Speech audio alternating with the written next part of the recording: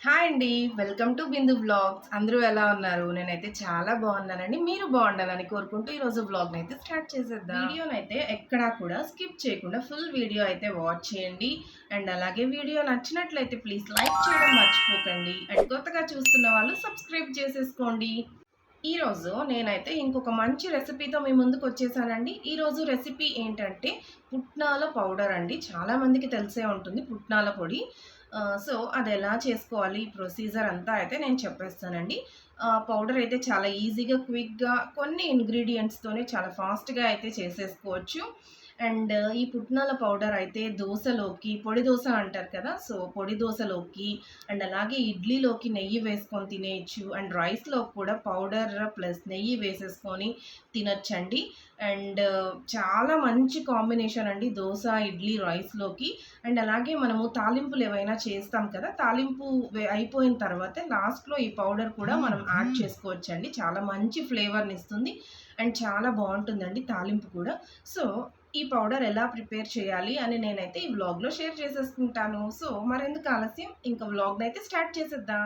పుట్నాల పౌడర్ అయితే ప్రిపేర్ చేసేద్దామండి. పుట్నాల పౌడర్ ప్రిపేర్ చేయడానికి నేనైతే ఇక్కడ 1 కప్ ఆఫ్ తినే శనగపప్పులు ఉంటాయి కదా! అవైతే మిక్సీ జార్‌లోకి యాడ్ చేసుకుంటున్నానండి.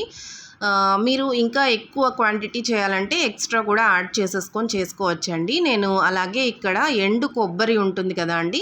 ఎండు కొబ్బరి హాఫ్ టెంకాయలోది తీసుకున్నానండి. సో హాఫ్ టెంకాయలోది ఎండు కొబ్బరి అయితే తీసేసుకున్నాను. సో యాడ్ చేశానండి. స్మాల్ పీసెస్‌గా అయితే కట్ చేసేసి యాడ్ చేసేసుకోండి. సో ఈ రెండిటిని అయితే మంచిగా మిక్సీ అయితే పట్టేసుకోవాలండి. అండ్ ఒకేసారి కాకుండా ఒక 2-3 టైమ్స్ అలాగా ఆపి మిక్సీని మళ్ళీ పడుతూ ఉండండి. బికాజ్ ఒకేసారి పట్టేస్తే ఫైన్ పౌడర్ అయిపోతుందండి. సో ఒక 2-3 టైమ్స్ అయితే ఆపి బరకగా అయితే పౌడర్ అయితే చేసేసుకోండి. అండ్ ఇప్పుడైతే నేను రెడ్ చిల్లీ పౌడర్ యాడ్ చేస్తున్నానండి. నేను ఇక్కడ red chilli powder 2 spoons add చేశానండి. మీరు కారం ఎక్కువగా తినే వాళ్ళైతే ఇంకా కొంచెం ఎక్స్ట్రా కూడా యాడ్ చేసేసుకోవచ్చు.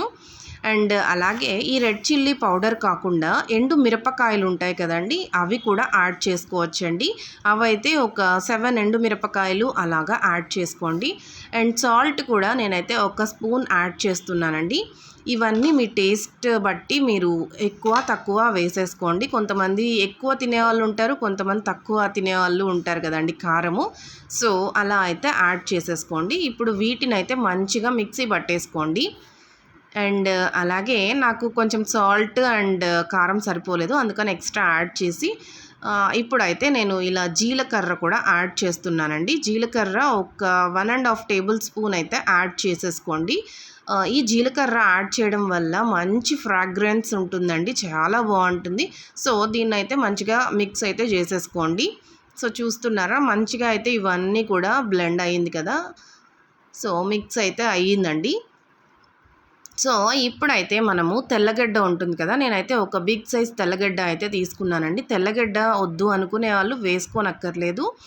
బట్ తెల్లగడ్డ వేసుకుంటే చాలా మంచి ఫ్రేగ్రెన్స్ అండ్ చాలా మంచి ఫ్లేవర్ వస్తుందండి.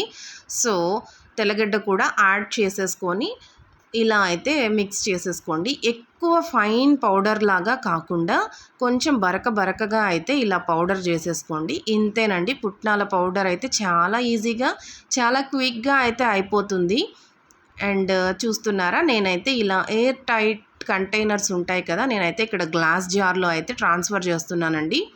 బికాజ్ ప్లాస్టిక్ ఎక్కువ వాడకూడదు అని చెప్తున్నారు కదా! ఇలాంటి గ్లాస్ జార్స్ అయితే సేఫ్ అండి. సో గ్లాస్ జార్‌లోకి అయితే నేనైతే యాడ్ చేస్తున్నాను. ఇలాంటి జార్స్ అయితే డీమార్ట్‌లో అవైలబుల్‌గా ఉంటాయండి. సో తక్కువ ప్రైస్‌కే మనకైతే అవైలబుల్‌గా ఉంటాయి. సో అలాంటిదైతే పర్చేస్ చేసేసుకోండి. ఇలాంటి పౌడర్స్ అయితే ఇలాగా వీటిల్లో చేసేసి డైనింగ్ టేబుల్ దగ్గర అలా పెట్టేసామంటే ఎవరికి అవసరమో వాళ్ళు నెయ్యి వేసేసుకొని పౌడర్ వేసేసుకొని తినేస్తారు కదా! సో ఈ పౌడర్ కూడా చాలా మంచిగా ఉంటుందండి. చాలా టేస్టీగా ఉంటుంది. వేడి వేడి అన్నంలో నెయ్యి వేసుకొని ఈ పౌడర్ వేసుకొని మిక్స్ చేసుకొని తిన్నారంటే చాలా టేస్టీగా ఉంటుందండి. నేను ఆల్రెడీ చెప్పాను కదా! దోస, ఇడ్లీ ఏ దానికైనా చాలా మంచి కాంబినేషన్ అండి. అండ్ తాలింపులకు కూడా చాలా మంచిగా లాస్ట్‌లో అయితే యాడ్ చేసేసుకోవచ్చు. అండ్ చూసారా నేనైతే ఇలాగ గ్లాస్ జార్‌లోకి అయితే షిఫ్ట్ చేసేసుకున్నానండి. సో ఈ శారీ అయితే కేష్ కాటన్ శారీస్ అండి. చాలా బాగుంటాయి. నేను వేసుకునింది అయితే లంగా ఓనీ టైప్ అండి. సో ఈరోజు వ్లాగ్ అయితే ఇంతేనండి. Thank you for watching. Bye bye. See you in another vlog.